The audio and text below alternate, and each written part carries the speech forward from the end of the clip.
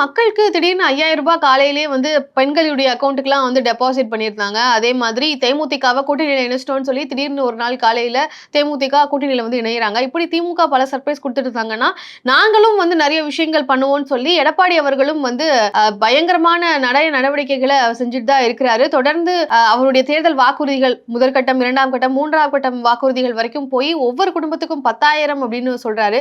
இதுக்கு திமுக என்ன பண்ண போறாங்க அப்படின்னு கவுண்டர் குடுத்துக்கிட்டே இருக்கிறாங்க மாத்தி மாத்தி. இதுல அதிமுகவில் கூட்டணி கட்சிகளுக்கும் எடப்பாடி பழனிசாமி அவர்கள் நிறைய செக் வச்சுட்டு இருக்கிறாரு. என்னென்ன வைக்கிறாரு, என்ன நடந்துட்டு இருக்கு. ஏன்னா திமுகவே வந்து எல்லாரும் கான்சென்ட்ரேட் பண்ணி காங்கிரஸ் வந்து இவ்வளவு கூட்டணி கேட்கறாங்க. திமுக இனிமே கொள்கை கூட்டணிலாம் சொல்ல முடியாது. இப்படி பல விமர்சனங்கள் திமுக கூட்டணியை நோக்கி நிறைய விஷயங்கள் சமீபத்துல பேசும் பொருளா இருந்தது. ஆனா அதிமுக என்ன நடந்துட்டு இருக்கு? அதிமுகவோட கூட்டணி அப்படின்றது இன்டாக்டா இருக்காங்க அப்படின்னு வெளியில தோற்றம் இருந்தாலும் உள்ள உண்மையாவே இன்டாக்டா தான் இருக்காங்களா அப்படின்ற ஒரு சந்தேக கேள்விதான் வருது. ஏன் அப்படி சொல்றேன் அப்படின்னு பாத்தீங்கன்னா, மதுராந்தகத்துல பிரதமர் மோடி அவர்கள் வந்து இதுதான் என்டிஏ கூட்டணி, அதிமுக எடப்பாடி அவர்களுடைய தலைமையில இந்த கூட்டணியானது இருக்க போகுதுன்னு சொல்லி பிரதமர் மோடி அவர்கள் கரம் கோர்த்து அந்த மேடையில வந்து காமிச்சிருந்தாங்க. அந்த மேடைக்கு அப்புறமா எந்த மேடைகள்லயுமே அதிமுகவினுடைய கூட்டணி தலைவர்கள் ஒரு சேர பார்க்கவே முடியல அப்படின்றது தொண்டர்கள் மத்தியில ஒரு சந்தேகத்தை ஏற்படுத்துது, ஒரு கவலையையும் ஏற்படுத்தியிருக்குன்னு சொல்லலாம். இப்போ எடப்பாடி பழனிசாமி அவர்களும் அம்மா மக்கள் முன்னேற்ற கழகத்தினுடைய தலைவர் டிடிவி அவர்களும் வந்து ஒரே தாயின் பிள்ளைகள் நாங்க வந்து அண்ணன் தம்பி மாமா மச்ச சண்டை அப்படின்னு எல்லாம் சொல்லி பேட்டியெல்லாம் கொடுத்தாங்க. அன்புமணி ஒரு பக்கம், இந்த பக்கம் இபிஎஸ் அவர்கள் டிடிவி அவர்கள்னு சொல்லி பேட்டியெல்லாம் கொடுத்தாங்க. ஆனா அதற்கப்புறமா என்னைக்கு ஒண்ணு சேர்ந்தாங்கன்னு கேட்டா சேரவே இல்லை. எந்த மேடைகள்லையும் பார்க்க முடியல. எடப்பாடி பழனிசாமி அவர்களை நயனா நாகேந்திரன் அவர்கள் கூட அப்பப்போ போய் சந்திச்சுட்டு வராரு. மற்ற யாருமே வந்து போகவே மாட்டாங்களே, அந்த சந்திப்பு அப்படின்ற ஒண்ணு நடக்கவே மாட்டேங்குதே அப்படின்றது தொண்டர்கள் மத்தியில ஒரு கவலையை வந்து ஏற்படுத்தியிருக்கு. இப்ப டிடிவி அவர்களை பொறுத்த வரைக்கும் ஜெயலலிதா அவர்களுடைய பிறந்த நாள் சமீபத்துல முடிஞ்ச நிலையில அவங்களுடைய பிறந்த நாளுக்கு எடப்பாடி அவர்களும் தனியா ஒரு மீட்டிங் ஆர்கனைஸ் பண்ணியிருந்தாரு. டிடிவி அவர்களும் தனியா தான் போனாங்களே தவிர இருவரும் சேர்ந்து அவங்களுடைய விழாவை வந்து கொண்டாடுவதோ இல்ல இருவரும் சேர்ந்து பத்திரிகையாளர்களை சந்திச்சிருக்கலாமே. ஒரு வாய்ப்பு கிடைச்ச போது கூட அதை பயன்படுத்திக் கொள்ளல. நாங்க வந்து ஒரே தாயின் வளர்ப்புல வளர்ந்த பிள்ளைகள் அப்படின்னு எல்லாம் சொல்லிட்டு அந்த பிறந்த நாள் அந்த நாளை வந்து பயன்படுத்தி அந்த அதிமுகவினுடைய அந்த இன்டாக்டான கூட்டணி அப்படின்ற அந்த வாய்ப்பை வந்து ஏன் தவற விடுறாங்க? அப்போ உண்மையாவே அவங்க இன்னும் சேரல. மனஸ்தாபம் அப்படின்றது இருந்துகிட்டு தான் இருக்கு அப்படின்றது ரொம்ப வெட்ட வெளிச்சமாக இந்த விழா நடக்கிறதுக்கு முன்னாடியே வந்து பேசப்பட்டது. அது மட்டும் இல்லாம டிடிவி அவர்கள் பேட்டி கொடுக்கும்போது ஜெயலலிதா அவர்களுடைய பிறந்தநாள் அன்றைக்கு பேட்டி கொடுக்கும்போது அவர் சொன்ன விஷயங்கள் தான் வந்து கண்டிப்பா உற்று நோக்கி பார்க்க வேண்டியது இருக்கு. பிஜேபியினுடைய கைடன்ஸ்ல அம்மாவினுடைய ஆட்சி அமையும் அப்படின்னு சொல்றாரு. பிஜேபியினுடைய தேசிய ஜனநாயக கூட்டணியில என்ன அவங்களுடைய வழியில அவங்களுடைய கைடன்ஸ்ல நாங்க வந்து அம்மா ஆட்சியை வந்து கொடுப்போம், நாங்க இந்த வாட்டி திமுகவை வந்து முறியடிப்போம் அப்படின்னு சொல்றாரு. இந்த இடத்துல அதிமுக தலைமை தாங்குதா, பாஜக தலைமை தாங்குதா அப்படின்ற ஒரு கேள்வி வருது.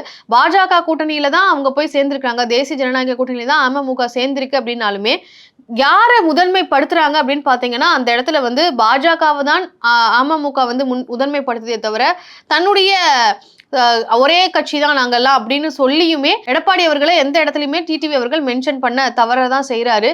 சோ இது கட்சியினுடைய தொண்டர்கள் மத்தியில ஒரு கவலையை ஏற்படுத்தியிருக்கு. அதோட ஒரு எதிர்பார்ப்பு இருந்து நல்ல வேளை சேர்ந்துட்டாங்க ஒன்றிணைந்த அதிமுக அப்படின்ற மாதிரி சொல்ல முடியல. மற்ற எல்லாரும் வந்து வெளியில இருக்காங்க அப்படின்னாலும் டிடிவி அவர்கள் வந்து சேர்ந்ததே முதல் கட்டமாக கொண்டாடப்பட்டது. ஆனா இப்போ அது இன்னும் யோசிக்கதான் வைக்குது. திமுக கூட்டணியில சீட்டு பேரம் இல்ல சீட்டு விஷயங்கள் தொகுதி அப்படிதான் வந்து பிரச்சனைகள் போயிட்டு இருக்கே தவிர இங்க தலைவர்கள் மத்தியிலேயே வந்து இன்னும் பிரச்சனைகள் இருந்துட்டு இருக்கு அப்படின்றது இந்த தேர்தல்ல அதிமுகவுக்கு ஒரு சவாலாவே மாத்தி இருக்கு. அது மட்டும் இல்லாம இந்த 2026 தேர்தலுக்கு எடப்பாடி பழனிசாமி அவர்கள் என்ன சொல்றாருன்னா, கூட்டணி விவகாரங்கள் முடிந்தது. கூட்டணி விவகாரங்கள் தலைமையில வந்து நாங்க ஏற்கனவே இதான் எங்களுடைய கூட்டணி அப்படின்றத ரொம்ப விரைவாகவே நாங்க வந்து தெரிவிச்சிட்டோம். ஆனாலும் சீட் ஷேரிங் அப்படின்றத நாங்க தாமதமாக தான் சொல்லுவோம். நாங்க டிஸ்கஸ் பண்ணி அதை அறிவிப்போம். திமுகவுக்கு நிறைய பிரச்சனைகள் வந்து போயிட்டு இருக்கு. அதனால அவங்க வந்து இப்பவே ஆரம்பிச்சிட்டாங்க. ஆனா நாங்க பொறுமையா ஆரம்பிப்போம் அப்படின்ற மாதிரி எடப்பாடி அவர்கள் குறிப்பிட்டிருக்கிறாங்க. அது மட்டும் இல்லாம தேசிய ஜனநாயக கூட்டணி தான் பாஜகவுக்கு நாங்க ஒரு சீட்டை ஒதுக்கிடுவோம், பாஜக தான் மற்றவர்களுக்கு வந்து சீட்டை பிரிச்சு கொடுக்கணுமே தவிர நாங்க அதிமுகக்கான சீட்டை நாங்க எடுத்துப்போம், அதுக்கப்புறமா பாஜக கிட்ட இருந்து அம்மா மக்கள் முன்னேற்ற கழகம்லாம் வாங்குற மாதிரி இருக்கும் அப்படின்ற செய்தியையும் வந்து கொடுத்திருக்கிறாரு. அது மட்டும் இல்லாம அன்புமணி அவர்களுக்கு ஒரு எம்பி சீட்டை வந்து தர்றதாகவும் உறுதி செஞ்சிருக்கிறாரு. பாட்டாளி மக்கள் கட்சி வந்து இந்த கூட்டணிக்கு வரும்பொழுதே, அதிமுக கூட்டணிக்கு வரும்பொழுதே அவங்களுக்கு 17 சீட் வந்து தர்றதாகவும், சட்டமன்ற தொகுதிகள் 17 மற்றும் ஒரு எம்பி சீட் தர்றதாகவும் எடப்பாடி பழனிசாமி அவர்கள் உறுதி கொடுத்திருந்திருக்கிறாங்க. சோ அதன்படி வரக்கூடிய மார்ச் 16ஆம் தேதி நடக்கக்கூடிய தேர்தலில் திமுகவுக்கு 3 எம்பி சீட் இருக்கு, அதிமுகவுக்கு 2 எம்பி சீட் இருக்கு. இந்த 2 எம்பி சீட்டை அதிமுக யாருக்கு கொடுக்க போறாங்க அப்படின்றதுல ஒரு சீட் கண்டிப்பா பாட்டாளி மக்கள் கட்சியினுடைய தலைவர் அன்புமணி அவர்களுக்கு எடப்பாடி பழனிசாமி அவர்கள் உறுதி செஞ்சு வச்சிட்டாராம். இன்னொரு சீட் யாருக்கு கொடுக்க போறாரு, தமிழ் மாநில காங்கிரசினுடைய தலைவர் ஜி.கே. வாசனுக்கா இல்ல அதிமுகவை சேர்ந்தவருக்கா அப்படின்ற ஒரு பெரிய கேள்வியானது வருது. சோ அதையும் கிட்டத்தட்ட வந்து உறுதி செஞ்சுட்டாரு எடப்பாடி பழனிசாமி அவர்கள். ஜி.கே. வாசன் அவர்கள் நேரடியாக சந்திச்சு தனக்கு வந்து 12 தொகுதிகளை கொடுத்து இங்கெல்லாம் நாங்க போட்டி போட விரும்புறோம், இதுல இருந்து எங்களுக்கு 8 சீட்டு தாங்க அப்படின்ற மாதிரி ஜி.கே. வாசன் அவர்கள் எடப்பாடி அவர்களை சந்திச்சு பேசியிருக்காங்க. ஆனா எடப்பாடி அவர்கள் இந்த தேர்தல் பொறுத்த வரைக்கும் தமிழ் மாநில காங்கிரஸ்க்கு வெறும் 5 தொகுதிகள் தான் அப்படின்னு குறித்திருக்கிறாராம். ஒரு எம்பி சீட் தரேன், ஆனா அதை அடுத்த வருஷம் தரேன், ஆனா இந்த வருஷம் ஒரு சீட் பாட்டாளி மக்கள் கட்சியினுடைய தலைவர் அன்புமணிக்கும், இன்னொரு சீட் அதிமுகவை சேர்ந்த தம்பிதுரை அவர்களுக்கும் வந்து கொடுக்க போறதாக எடப்பாடி பழனிசாமி அவர்கள் வந்து முடிவு செஞ்சிருக்கிறாராம். சோ இந்த தேர்தலை பொறுத்த வரைக்கும் அதிமுக கூட்டணி நாங்க இன்டாக்டா இருக்கோம், நாங்க எல்லாத்தையுமே டிசைட் பண்றது விரைவாக ரொம்ப ஃபாஸ்டா வந்து டிசைட் பண்றாங்க அப்படின்னு இருந்தாலுமே கூட்டணி குழப்பங்கள் அப்படின்றது தலைவர்கள் மத்தியில ஒரு இணக்கம் அப்படின்றது இல்லை அப்படின்றது ரொம்ப வெளிப்படையா தெரியுது. அது மட்டும் இல்லாம இன்னும் ஒரு சில விஷயங்கள் எடப்பாடி அவர்கள் மீது தொண்டர்கள் மேல வந்து தொண்டர்களுக்கு கவலையை வந்து ஏற்படுத்தியிருக்கு.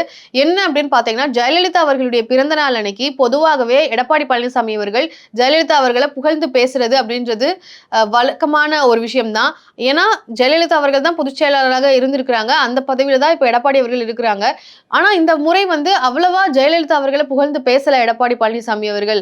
ஏன் அவர் இப்படி செய்யறாரு அப்படின்ற மாதிரி தொண்டர்களுக்கு வந்து ஒரு சில கேள்விகளானது உருவாகி இருக்கிறதாகவும் சொல்லப்படுது.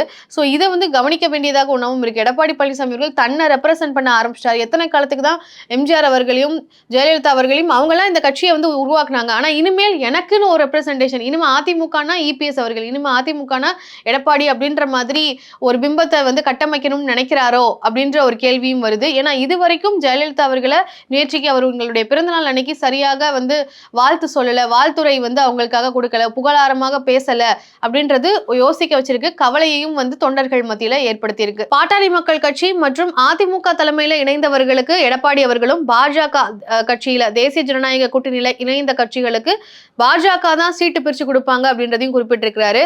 சோ இந்த தேர்தலில் எடப்பாடி பழனிசாமி அவர்களுடைய நகர்வுகள் தொடர்ச்சியாக கவனித்து வரும் பொழுது விரைந்து அவங்களுடைய முதற்கட்ட வாக்குறுதிகள், 2ஆம் கட்ட வாக்குறுதிகள் சொல்றதா இருக்கட்டும், கூட்டணியை டிசைட் பண்ணிட்டு இப்போ சீட் வரைக்கும் வந்து கிட்டத்தட்ட வந்து சுமூகமாக போய்கிட்டு இருக்கு. சோ அதிமுக இந்த தேர்தலை எப்படி பாக்குறாங்க, இந்த தேர்தலில் அதிமுகவினுடைய நிலை எப்படி இருக்கு அப்படின்றத நீங்களே உங்களுடைய பார்வையில இருந்து கருத்துக்களை சொல்லுங்க. நன்றி.